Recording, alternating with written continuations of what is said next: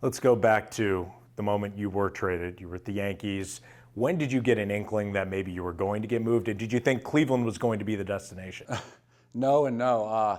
You know, Brian Cashman had basically told my agent they weren't going to trade me, and we were in Tampa, which is my home, so I was in my own bed, and I woke up to a call on the deadline day at 7:45 or 8 a.m. from Cash, and my first thought was, okay, I'm getting traded, and I've told people this before. I said, just don't say like West Coast, don't say Cleveland, something like that, and he said we trade you to Cleveland. Thanks for everything, da da da. And walking into that clubhouse was just so easy and so awesome, and just an incredible group of guys that had this team built that had come up through the minor leagues together and had really put in the time, and they were just adding a piece here and there to really get them over the top. And I was just and Tito helped a lot. I had Tito in Boston, so getting to have Tito as kind of the icebreaker and welcome me back was awesome as well. You had a great career. That might be the pinnacle or the peak of the career.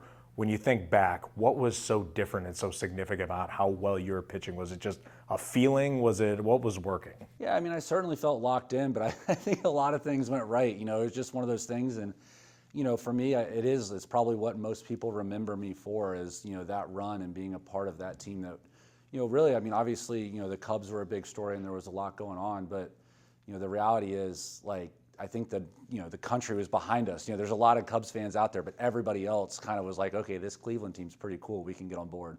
How often do you still think of that World Series and obviously not ending the way you wanted? Yeah, I mean, for a while, like way too often. I think there was like a American Express or Visa ad with the Cubs, celebrating that. Just unfortunately, it was like salt in the wound constantly. But I mean, every now and then something comes out and it reminds you, and you try to remember the positives and the fun that we had along the way. But yeah, it's hard to get over. I don't know if you ever get over it. So young, so much talent. The idea was, okay, lost in 7 this year, they'll be back. Did you have that feeling after, like, okay, we'll get them next year, we'll be back? Yeah, we did, and we had a great regular season, and then just couldn't do it in the playoffs. And I think that summed up the next 2 years that I had in Cleveland. Is we had everybody in place, and it just goes to show when you get in the playoffs, everything that went right in 16 seemed to go wrong in 17, and it wasn't for lack of talent or effort or anything. It just that was a magical run, and that's kind of what it takes to get that far.